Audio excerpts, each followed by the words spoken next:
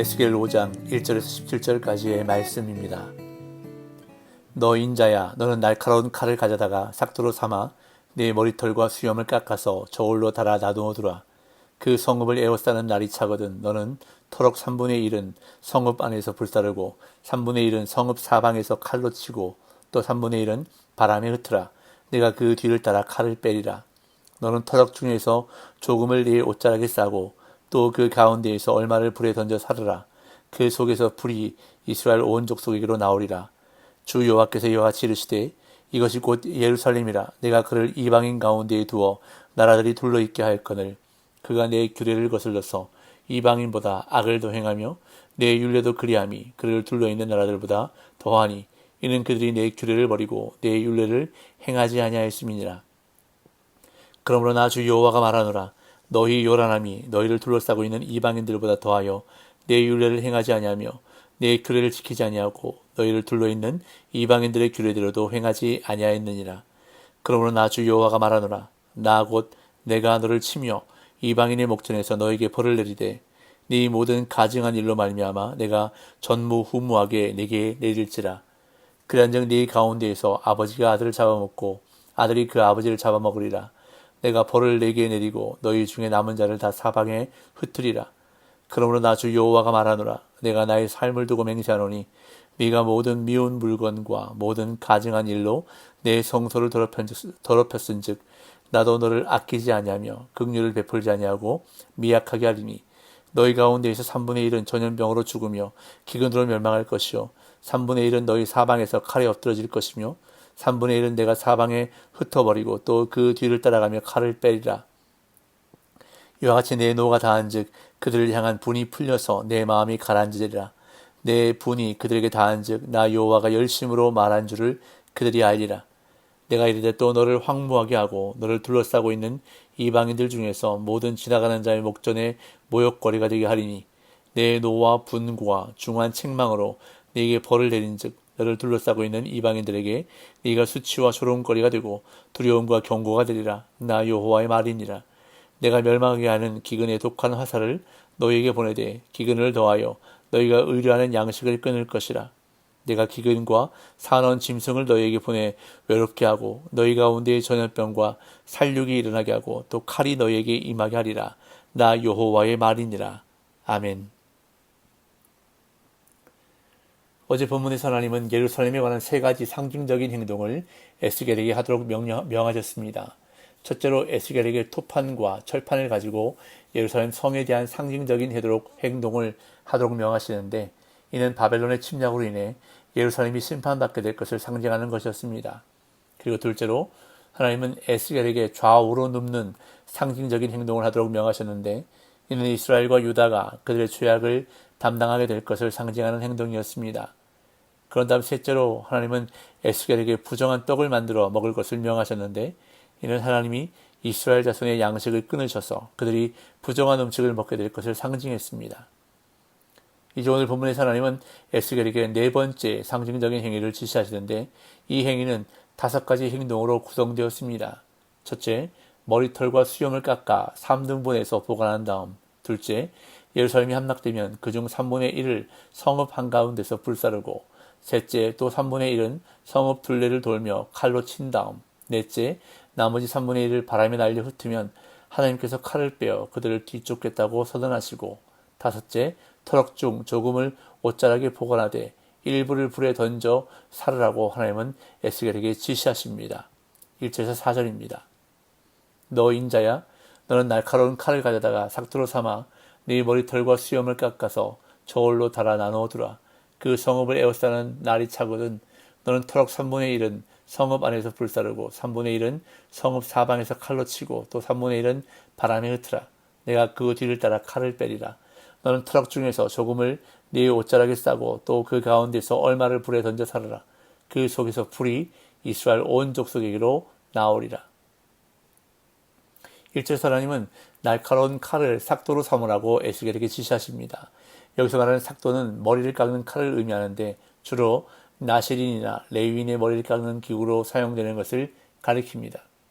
구약의 배경에서 털을 깎는다는 것은 여러 가지 상징적인 의미를 내포하는데 특히 수염을 깎는 면도를 한다는 것은 슬픔의 표시이기도 하고 수치의 상징이기도 합니다. 즉 에스겔은 삭도로 자신의 머리카락과 수염을 깎음으로써 멸망하는 예루살렘의 수치를 표현하는 것입니다. 이어서 머리카락과 수염을 대충 나누는 것이 아니라 저울에 달아 셋으로 나누게 하시는데, 무게를 달아 세며 나누는 것은 심판의 행위를 뜻합니다.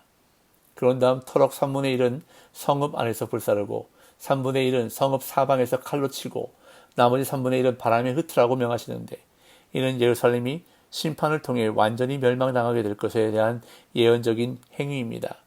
여기서 불사른다는 것은 파괴된다는 의미이고, 칼로 친다는 것은 아주 잔인한 죽음을 상징합니다.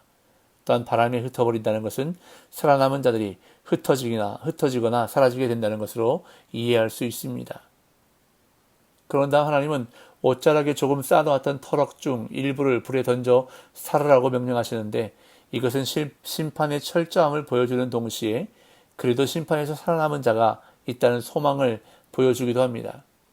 이러한 남은 자에 대한 사상은 선지서에 자주 등장하는 주제이기도 한데, 아모스서에 보면 목자가 사자의 입에서 양을 건져내듯이 이스라엘 중에 남은 자가 있을 것이라 말씀하고, 또한 이사야서에 보면 나무가 배임을 당한 후에도 그루터기 같이 남아있는 자가 있을 것이라 말씀합니다. 이것은 포로 후기에 많이 나타나는 주제인데, 하나님의 철저한 심판 가운데 다수가 멸망하겠지만 하나님은 긍휼을 잊지 않으시고 남은 자가 있게 하실 것임을 여러 곳에서 말씀하십니다. 이제 하나님은 지금까지 에스겔에게 지시하신 상징적인 행위들의 의미를 설명하시는데, 먼저 예루살렘을 심판하신 이유를 말씀하십니다. 5절에서 7절. 주 여호와께서 이와 같이 이르시되, 이것이 곧 예루살렘이라. 내가 그를 이방인 가운데에 두어 나라들이 둘러있게 하였거늘. 내가 그가 내 규례를 거슬러서 이방인보다 악을 더 행하며 내 율례도 그리함이 그를 둘러있는 나라들보다 더하니, 이는 그들이 내 규례를 버리고 내 율례를 행하지 아니하였음이니라. 그러므로 나 주 여호와가 말하노라.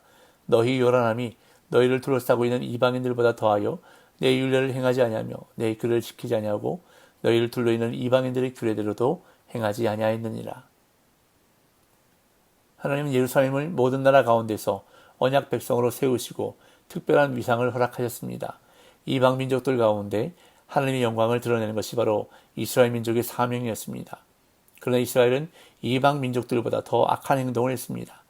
하나님의 율례와 규례를 버렸을 뿐 아니라 이방인들의 규례조차도 행하지 않았습니다. 하나님께 큰 사명을 받은 민족임에도 불구하고 하나님의 말씀을 버리고 이방인보다 더 악하게 행했기에 그들에게 주어질 것은 하나님의 심판뿐이었습니다. 8절에서 10절. 그러므로 나 주 여호와가 말하노라. 나 곧 내가 너를 치며 이방인의 목전에서 너에게 벌을 내리되 네 모든 가증한 일로 말미암아 내가 전무후무하게 네게 내릴지라. 그리한즉 네 가운데에서 아버지가 아들을 잡아먹고 아들이 그 아버지를 잡아먹으리라. 내가 벌을 네게 내리고 너희 중에 남은 자를 다 사방에 흩으리라. 이방인보다 더 많은 악을 행한 이스라엘은 결국 이방인들을 통해 심판을 받게 될 것인데, 하나님은 이방인의 목전에서 예루살렘을 치시고 전무후무한 벌을 내리실 것이라 선언하십니다. 적군에게 둘러싸인 예루살렘에서는 사람이 사람을 잡아먹는 끔찍한 일도 일어나게 될 것인데, 아버지가 아들이 아버지를 잡아먹을 것이라 말씀하면서 그 남은 자를 다 흩어버리겠다고 선언하십니다. 또한 하나님은 그들이 우상을 숭배했던 것도 잊지 않으시는데, 결국 예루살렘은 언약적 저주에 따라 철저하게 심판을 받을 것이라 말씀합니다. 11절 12절. 그러므로 나 주 여호와가 말하노라. 내가 나의 삶을 두고 맹세하노니 네가 모든 미운 물건과 모든 가증한 일로 내 성소를 더럽혔은즉 나도 너를 아끼지 아니하며 긍휼을 베풀지 아니하고 미약하게 하리니, 너희 가운데에서 3분의 1은 전염병으로 죽으며 기근으로 멸망할 것이요 3분의 1은 너희 사방에서 칼에 엎드러질 것이며 3분의 1은 내가 사방에 흩어버리고 또 그 뒤를 따라가며 칼을 빼리라. 예루살렘은 하나님의 거룩한 성전을 온갖 미운 물건, 즉 우상과 역겨운 행위로 더럽혔습니다. 이에 하나님은 예루살렘을 미약하게 하겠다라고 선언하시는데, 여기서 미약하게 하리니로 번역된 단어는 수염을 깎는 것을 가리킵니다. 앞서 1절 2절에서 불사르고 칼로 치고 흩어버리기 위해 머리털과 수염을 깎는 상징적 행위를 연상시키는데, 이것은 심판을 위해 그들을 준비시키겠다는 선언과도 같습니다. 어떤 긍휼도 불쌍히 여김도 없다는 말씀으로 돌이킴이 없는 심판이 예견됩니다. 이어 12절은 네 번째 상징적인 행위에 대한 해석입니다. 예루살렘은 하나님의 무자비한 심판인 기근과 전염병과 칼로 죽임을 당하고 사방으로 흩어질 것인데 흩어져 도망을 가도 하나님이 칼을 들고 뒤따르실 것이기에 생명을 보장할 수 없습니다. 이처럼 하나님은 예루살렘을 철저하게 심판하심으로써 이방인들에게 모욕을 당하게 하실 것이라 말씀합니다. 13절에서 15절. 이와 같이 내 노가 다한즉 그들을 향한 분이 풀려서 내 마음이 가라앉으리라.